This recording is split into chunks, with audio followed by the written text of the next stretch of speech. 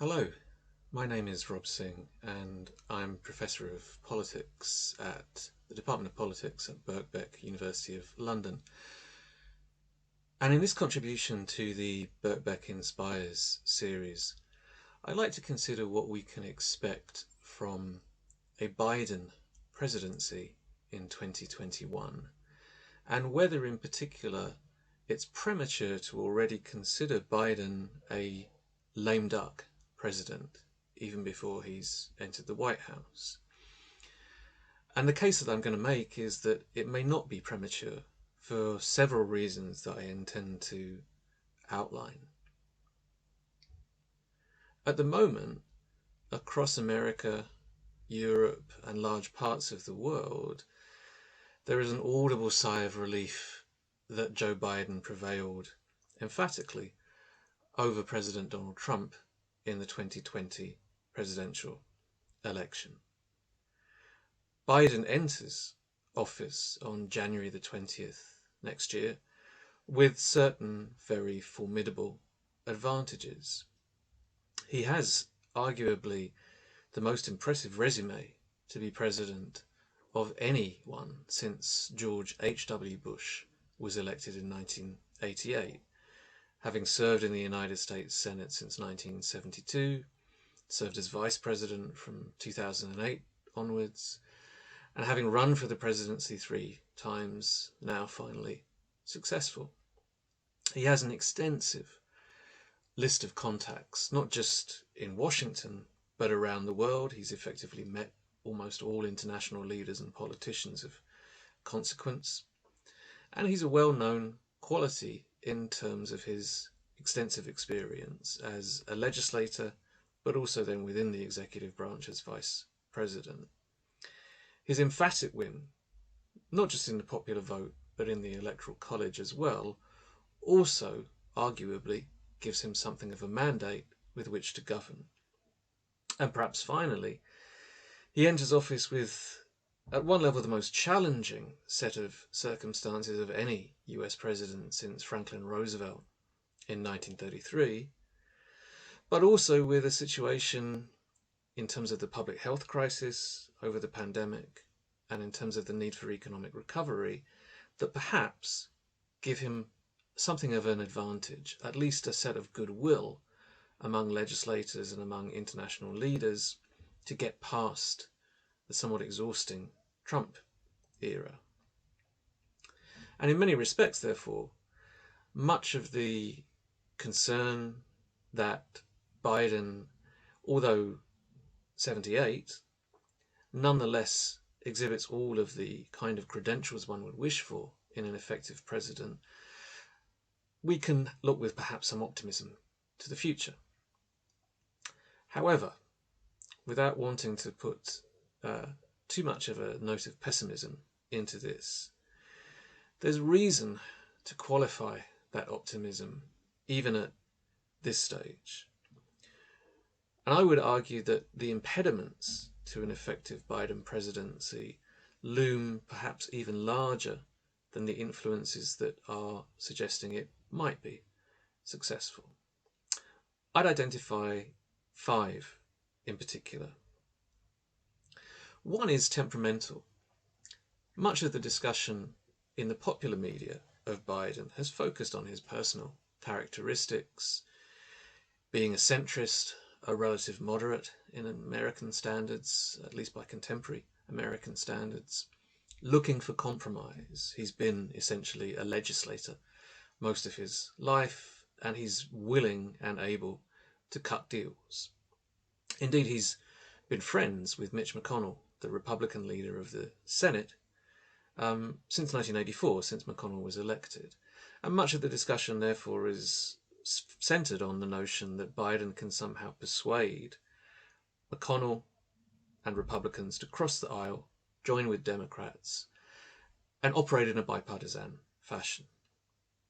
The difficulty with that is a simple question. Why would McConnell and the Republicans want to do that now when they didn't do that when Biden was vice president?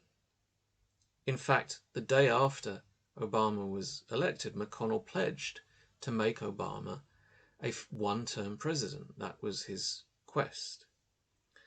And US politics now is even more hyper-polarized than it was when Biden was last in the White House as vice president. The Senate is likely to remain in Republican hands narrowly. This is dependent on 2 runoff elections in Georgia in January. But even if the Democrats take those 2 seats, they will get at best a 50-50 split, with Vice President Kamala Harris having the deciding vote. Biden therefore enters office potentially as the first president not to have his own party in control of at least one, if not both, houses of Congress since George H.W. Bush in 1988. In fact, Biden's the first Democratic president to do so since Grover Cleveland in 1885. But whether that is the case, or whether the Democrats somehow scrape to a 50-50 divide, whatever the outcome, both parties, Republicans and Democrats, will effectively be being held hostage by their extreme wings on the far left and the far right. It will make it extremely difficult for Biden to be able to bring legislators together across party lines behind the kind of ambitious agenda that he is seeking to promote. Part of the problem here, arguably, is that a lot of journalists actually have looked at US politics recently in terms of the kind of LBJ style pressure that was exerted in the 1960s, when politics has moved on and doesn't operate like that any longer in Washington. It's as if you were taking as a guide to contemporary British politics, Yes Minister, rather than the thick of it. So for all of Biden's impressive personal qualities, personal presidential qualities only get you so far in terms of substantive legislation. The second problem there is arguably political, which is not just to say that the Republicans will have a disincentive to cooperate with Biden, just as they had the disincentive with Barack Obama previously. But the norm for most presidents is that their party loses seats in a midterm election, in this case 2022. Moreover, since Biden may well be likely, given his age, to be a one-term president, on the Democratic side, jockeying for position for the 2024 primaries, who will be the Democratic nominee to replace Biden, has already begun. So this is a highly febrile atmosphere in terms of looking towards the short-term future, such that we have not seen for many years in US politics. The third problem is structural, which is to say that the United States Supreme Court now has a 6-3 conservative majority, thanks to the appointment of 3 Supreme Court justices under Donald Trump. What that means is that not just legislation, but also executive actions that are taken by President Biden will be subject to constitutional review. And you have a set of conservative justices who are, in many respects, deeply skeptical about the constitutional basis for executive power, at least outside the realms of national security and foreign policy.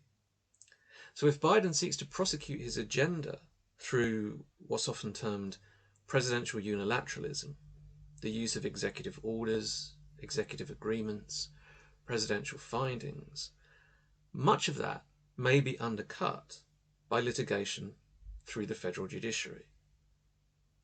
In addition, the filibuster, or what is known as extended debate, still exists in the Senate, meaning in essence that the Republicans can filibuster legislation, which would then require 60 votes in the Senate to stop.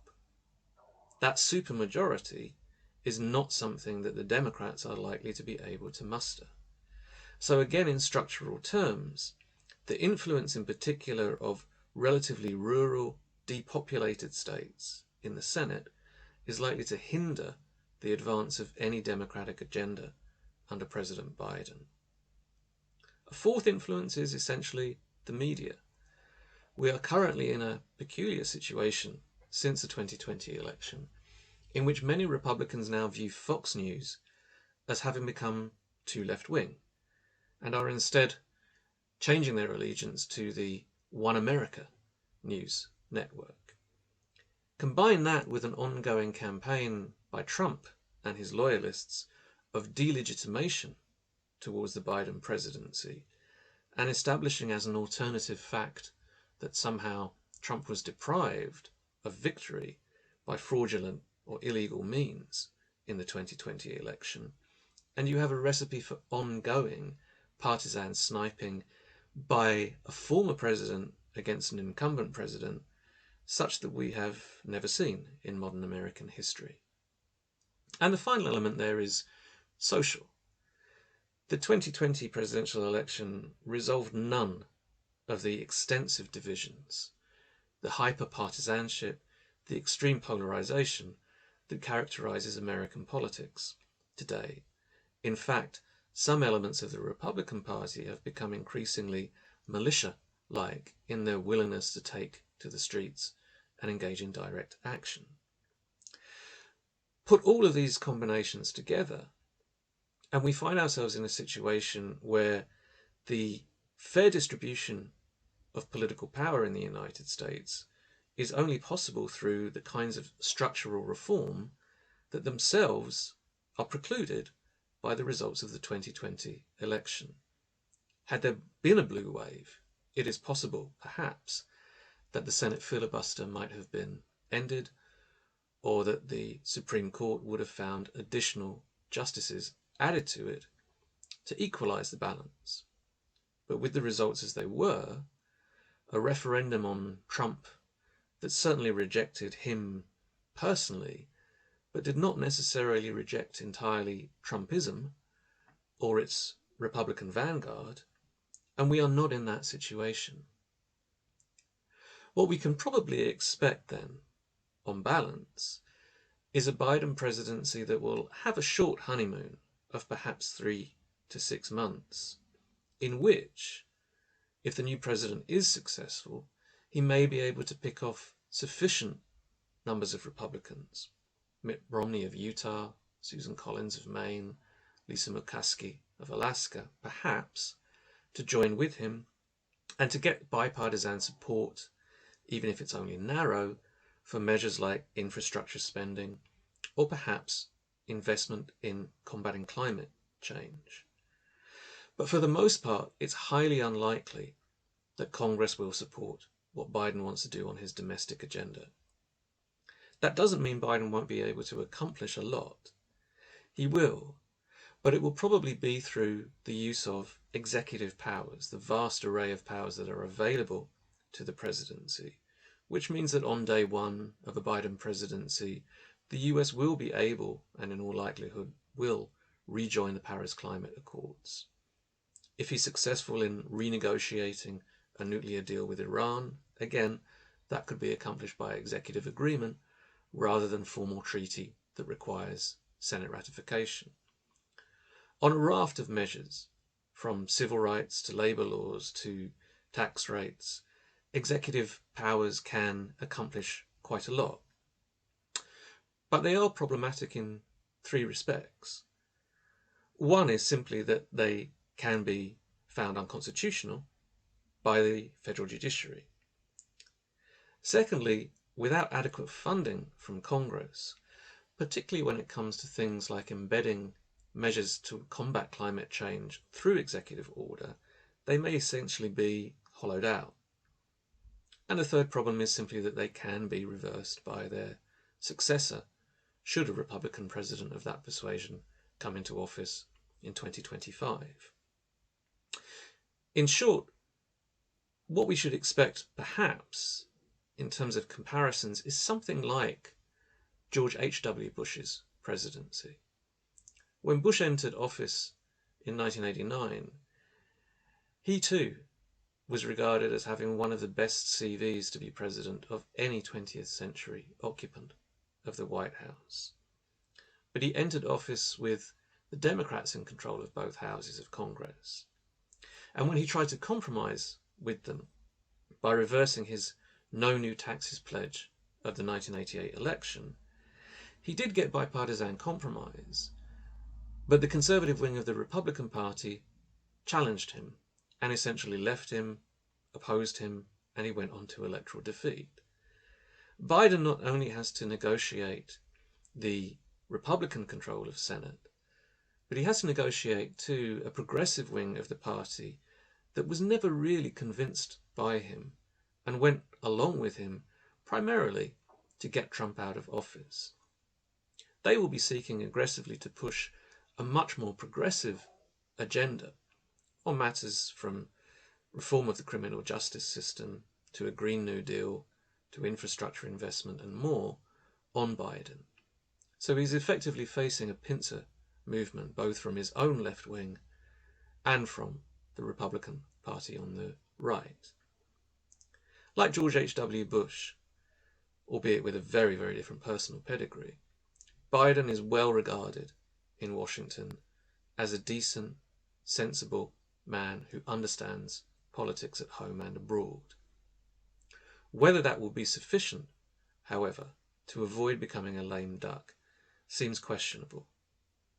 At present, for the most part, we should probably all enjoy the psychological comfort that has come from Biden's prevailing in the 2020 election. But to believe that that psychological comfort will be translated into policy transformation is perhaps, thus far, a step too far. I hope you've enjoyed this brief glimpse into the future, such as my predictions may be. And if you have and you'd like to learn more about Birkbeck, please come to our website www.bbk.ac.uk.